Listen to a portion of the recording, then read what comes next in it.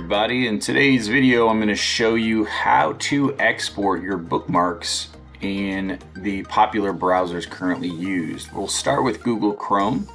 You'll go to the top right to the three little dot settings. You'll select Bookmarks.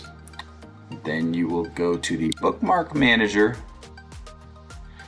And then once you're in the Bookmark Manager, in the top right corner you'll see the same three dots. You can select Export Bookmarks. Then once you select Export, your bookmarks will be automatically labeled with the date that they were exported, and you can save them to any particular location. Now to do the same thing in Firefox, you will open up Firefox. Once it's opened, you will go to the three lines in the top right corner.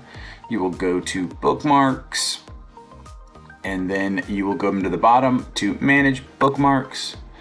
Then once you're in this view, instead of just selecting one of the prerequisite selections, you'll select all bookmarks, go to the top, select Import and Backup, and then Export Bookmarks to HTML. And then once again, you can select it, but for Firefox, they label it just as bookmarks. You can label it as Firefox Bookmarks, and then select Save. That's it. Have a nice one. Thank you. Bye.